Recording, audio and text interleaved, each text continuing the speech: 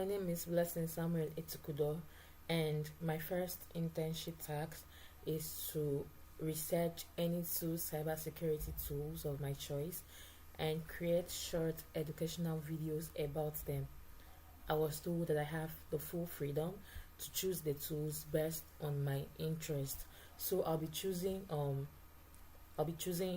Wireshark and Nmap. So I'll be picking two cybersecurity tools for my research and video creation. I'll picking Nmap, which is a network scanning tool for discovery and security auditing, and I'll also pick Wireshark, which is a network protocol analyzer for monitoring traffic. So Nmap can be likened to a radar. It finds devices, open ports, and services running on our network. So Nmap is a short form for Network Mapper, which is a free open source tool for discovering what's on the network. It sends packets to detect live devices, open ports, running devices, and even operating systems. So why use it? It's actually perfect for security audits, ethical hacking, or checking if your router has vulnerabilities. So on Kali Linux here, Nmap comes pre-installed, making it a favorite for beginners and pros. It is a command line based, fast, and works across platforms. But we will stick with Kali's terminal today, which I have already opened and put in my password. So we are in Kali Linux now, where Nmap is ready to go. Let's confirm if it is installed.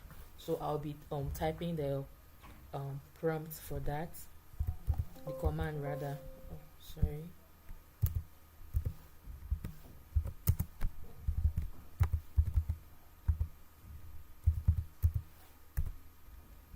Okay, so this shows the Nmap version that is installed on my PC. So mine is version 7.95. Yours might differ. Everyone has different versions, but mine is 7.95. So we'll be scanning localhost, which is on 127.0.0.1.1 to stay safe and legal. So you should know that you are never to scan networks you don't own without permission. It is actually against the law.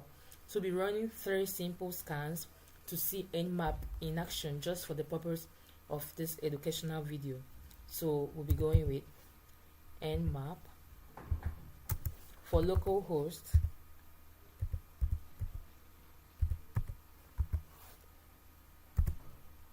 Okay, here it is. So this checks the 1000 most common ports on localhost. See, Nmap scan reports for localhost here. So when you check the output, you'll be able to see open hosts like 22. See 1000 closed TCP ports. So it shows open ports like 22 for SSH or 80 for HTTP. So if any at all. So open means a service is listening. Closed or filtered means blocked. So this is great for quick checks on your own personal devices. So let's try a stealth scan.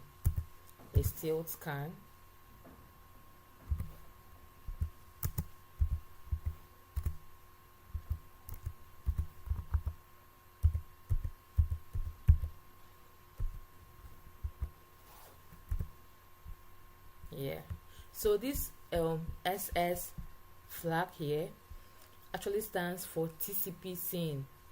TCP SYN scan. SYN, SYN, like synchronization here. TCP SYN scan. So it sends a SYN packet like saying hello to a port, but doesn't complete the connection. So it makes it less detectable that way.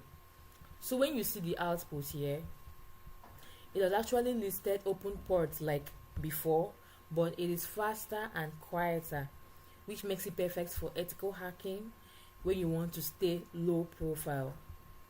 So now, lastly, for this Nmap, we'll be trying to detect the operating system that I am actually using. So we'll go Nmap iPhone 0, if I'm not mistaken, to 7.0.0.1.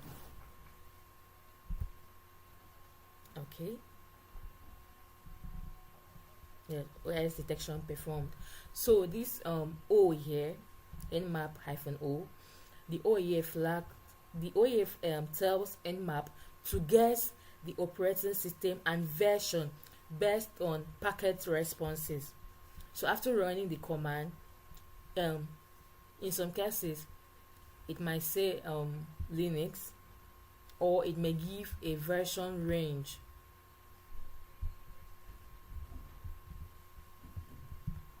So when I try to search for the devices operating system using Nmap, I got this feedback: too many fingerprints match this host to give specific OS, that is operating system details. So this means that it doesn't match any specific OS like Kali. No specific OS like Kali. Why? Because the local host in a VM lacks unique traits for this. So I decided to try the aggressive mode. I used sudo and for O, and I also used it for A to see if I can get a positive feedback, but it still said the same thing: too many fingerprints match this host. So this shows that OS detection works better on real network devices. So we'll just stick to the port scanning here. So this is a great lesson for which implies that local host limits OS detection, but Nmap still maps port perfectly. Yes. So Nmap tried to detect the operating system on local host, but since we are scanning our own machine, it says too many fingerprints match this host to give specific OS details. So this shows that OS detection works best on real network devices. So that's all we'll be doing for Nmap. We started by checking the Nmap version that is installed, which is on this device, which is 7.95, and then we proceeded to do the basic scan here, and then we did the stealth scan, which is used to check ports. It works on localhost. So, and then we proceeded to check the OS detection, which detects Kali's OS details, and I got this feedback. I did the aggressive ones here, and I still got the same feedback. So this is all we'll be doing basically for Nmap. I'll be proceeding now to Wireshark. So now I'll be speaking on Wireshark, which is a packet analyzer. It is the ultimate tool for analyzing network traffic right on Kali Linux. So imagine Wireshark as a microscope for your network. It lets you inspect every packet zooming through. So I'll define Wireshark as a free open source network protocol analyzer. It captures data packets in real time, letting you see protocols like TCP, HTTP, or even spot suspicious activity. Sorry about this. So why do we use Wireshark? It is great for troubleshooting network issues. It is great for learning ethical hacking or detecting malware. So on Linux, it's actually a go-to for security pros with a user-friendly. Wireshark has user-friendly GUI that works on Linux, Windows, or even Mac OS. It is powerful yet beginner-friendly and shows you exactly what's happening on your network. So I have my Wireshark already installed. These are my network interfaces. These are my network interfaces, and these are the um, packet headers. You see, this is the packets list on top, and we have my details here. If I click on any of these my network interfaces, it will take me there, and you see the details and the bytes at the bottom too. Now what I'll be doing is a DNS query using domain name. So this is my Wireshark interface, and as you can see, it is still running because I haven't stopped the capturing yet. So DNS or domain name system is like a phone book for the internet. It translates names like google.com into IP addresses. So while this is running, I will go to my browser and search for a domain name we'll be querying. So for instance, I'll be using visit the site, and when it opens, I go back to my Wireshark and stop the capturing. So here I'll type DNS dot query dot name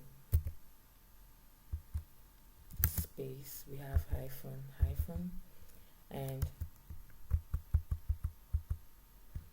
okay, then I'll have example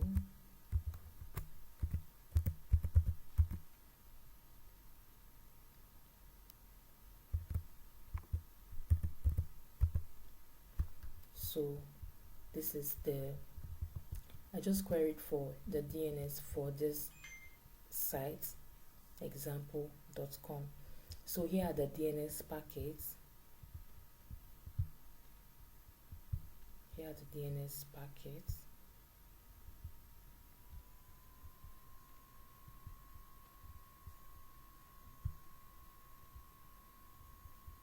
And then here we have the domain name and user protocol, user data gram protocol. We have the internet protocol version, that's if it is IPv4 or IPv6. We have the Ethernet and the frame.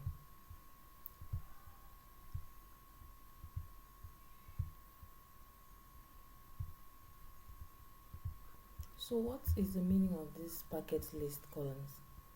The time here shows the timestamp of when each packet was captured. So it is relative to the start of the capture session, and most times it is usually in seconds. So we have something like the dates, the time, and the format. So the purpose of this is to track the sequence and timing of network events like delays in DNS responses or TCP handshakes. So the source here is the origin of the packets, that's the source IP address. So it is typically the IP address or device sending it. So this is used to identify who initiated the communication, and it is useful for tracing traffic flows. Then this destination is the destination IP address, that is the target of the packet, the IP address or device that I've sent to. This is the source and this is the destination. So it shows where the data is going. It helps to map the conversation. The protocol here indicates the network protocol used by the packet. So I am using DNS, and it is used to reflect communication method. The length here, what this means is the size of the packet in bytes. So it includes all headers and data. So for instance, 74 bytes for maybe a small ICMP packet. So it is used to indicate the amount of data transferred, and it is useful for analyzing network efficiency or spotting anomalies. So this info here is the column which provides a summary of the packet content here. So sometimes you may have something like echo. I don't have it in this particular query, but the next query I'll be doing may have echo. Sometimes you have echo, ping request. That's for ICMP. But when it's for DNS, we have standard query here. Standard query. So this is used to offer a quick overview of the packet's purpose without diving into details. Now if you right click on this and you follow, you will see the UDP stream. This cannot be understood. It is written in a pattern which one cannot understand. And now as you can see, this has redirected me to the UDP stream. It has left the particular instruction or command I imputed here to search for the DNS query. So now it has gone to the UDP stream. So Wireshark can be used in so many ways for different purposes. The next thing I'll be doing here in Wireshark, what I'll be doing next is to analyze TCP handshake. So we'll explore the TCP handshake. What is TCP handshake? TCP, or the full name is Transmission Control Protocol. Transmission Control Protocol is actually a rule set that ensures data arrives correctly over the internet. So it uses a three-way handshake to set up a connection. I'll be clearing this filter and I'll search for the TCP of a particular site.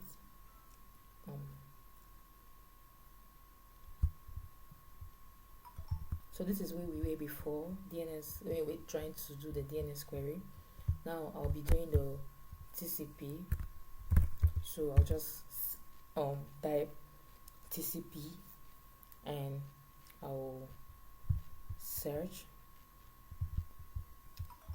Typing TCP, you click on enter. Sorry about this. And you see a list.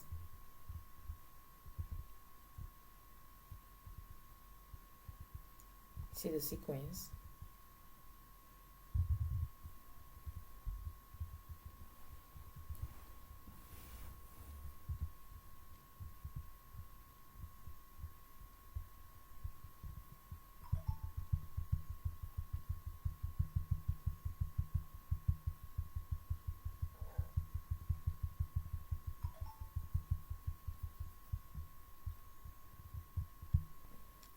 So here we can see TCP. You can see the TLS version 1.3. Some you will see 1.2. I think I saw 1.2 somewhere. 1.3, 1.2. You can see TCP. This is acknowledgement.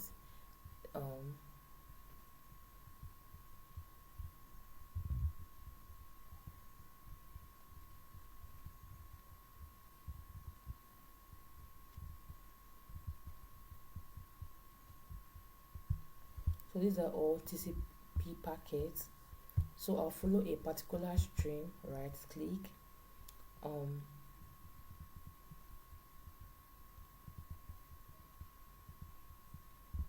follow, you see TCP stream, you click on it. So now I will be clearing this for the purpose of this video. So you see this sequence. Look at this.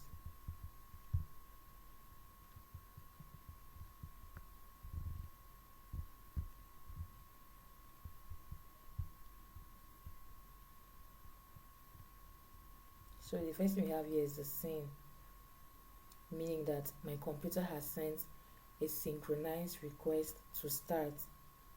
Then you see something like scene arc. So this, when you see scene arc, the server has replied, okay, I got it. Here's my sync and my acknowledgement. So and then you see the acknowledgements, something like this. Okay, my computer has confirmed all set, and this handshake ensures a reliable connection before data flows.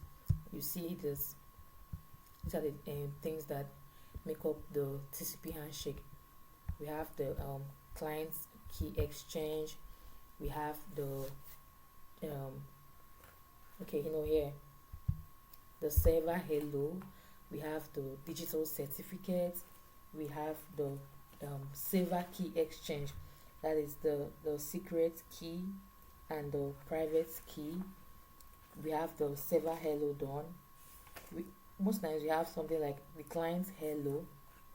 They are all part of the TCP handshake synchronization request. TLS handshake. Yeah, we have things like the client hello, we have the server hello, we have the TLS version. This is 1.2. The cipher suite. The cipher suite. We have the client random. We have the compression method. The pre-master secret, which is part of this server key exchange. We have the server hello. The selected TLS version will still be part of this. The selected cipher, which is most times SHA-256.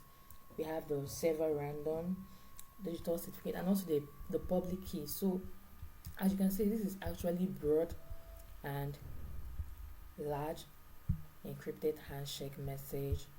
This is the TLS version 1.2 record layer. So Wireshark can be used to accomplish lots of tasks. Now I clicked on this and I went to the transmission, that is TCP. I can see the source port here is 61945, destination port 443. You can see the acknowledgement number, the sequence number, the window 255. The timestamp was here, the timestamp 2. The sequential knowledge analysis, this is it. So TCP hash, the what's called the Wireshark, can be used to check a lot of things related to cybersecurity. So now we'll be trying to check for the IP address. So we'll be checking for the IP address, and IP address is like a unique identifier for devices on the internet.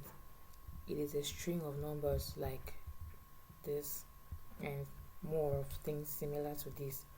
So this one is for example.com. Example.com is the site we've been using for this practical since.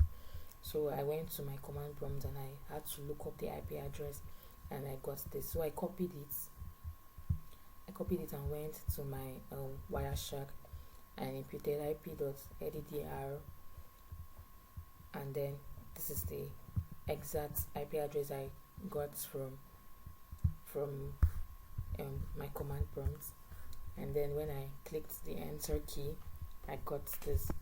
So this is the source IP address and this is the destination IP address. So meaning this is the IP address of example.com.